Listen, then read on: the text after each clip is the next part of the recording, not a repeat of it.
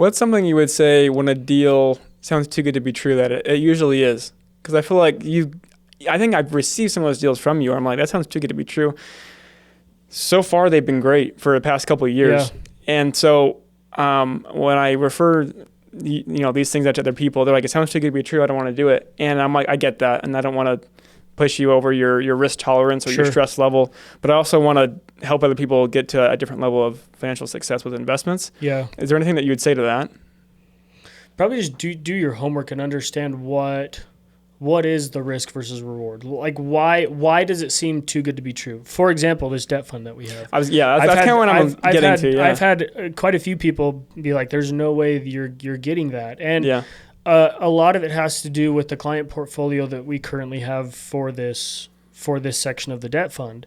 This client will not get institutional money. He makes a good income, but his inability to fund other ventures has left him in a really tough spot because he's just self-funding himself. Gotcha. I was in a master class. So one of my really good mentors from a tax and accounting perspective was Tom Wheelwright. I was really close with Tom for a couple of years. I was in his CPA network, Wealthability, and he would often bring Rich Dad Poor Dad advisors into our network to give us tidbits or advice or education or whatnot.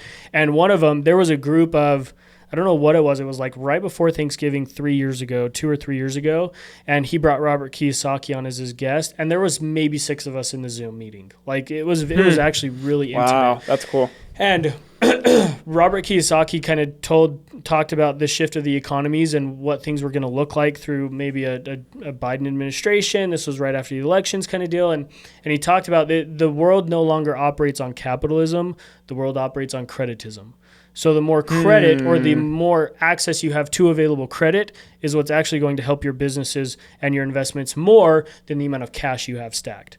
That made like that kind of rung for me. Anyways, wow, I've never heard that. So That's for really this cool. individual, this client that we have in the debt fund, sorry, that was a tangent. No, it's great. But the client that we have in the debt fund, his ability to available capital has exponentially increased his business, even though it is costing him more than an institutional line of more credit expensive.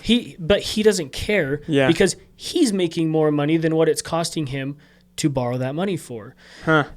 We're leveraged. We're over leveraged on that debt fund.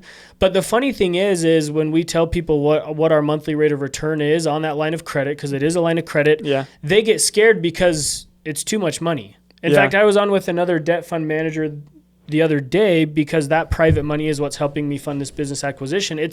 The business acquisition is costing me more money because I'm going private rather than institutional, but the speed of the money is going to help me make more money hand over fist in the long run. So I don't really care what it costs me because I'm making more money faster. Wow.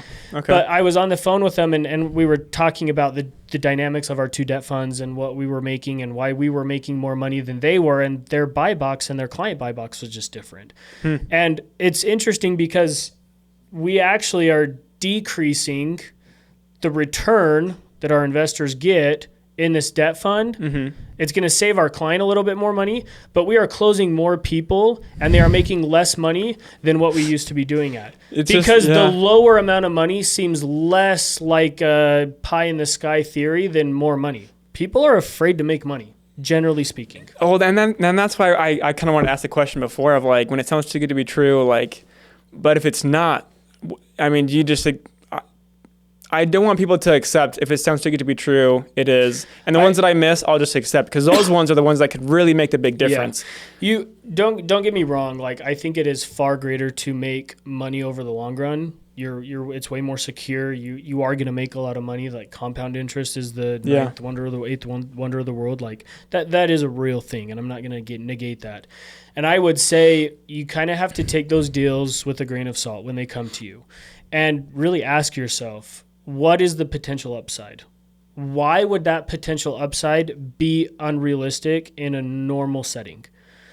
What is the downside? How is my downside mitigated?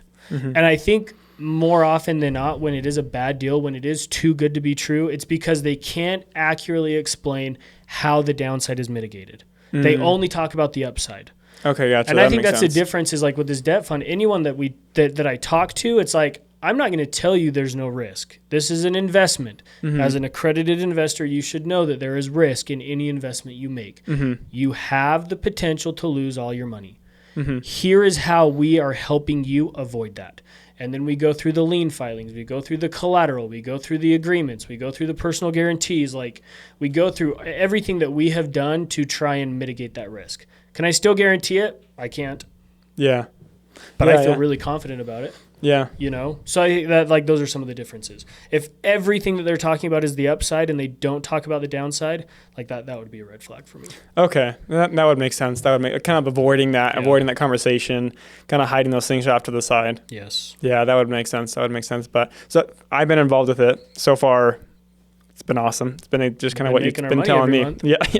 And it's been covering my burn. And he's asking for more. So really? Oh yeah. Oh, what's right, for him, it's going great. Again, he put him in a situation. We've helped put him in a situation where, again, he's making more money than he's been able to, and he has other CPG brands that he's been able to use his own capital to help fund and start. And so for him, he's like, hey, I would love more capital. Yeah.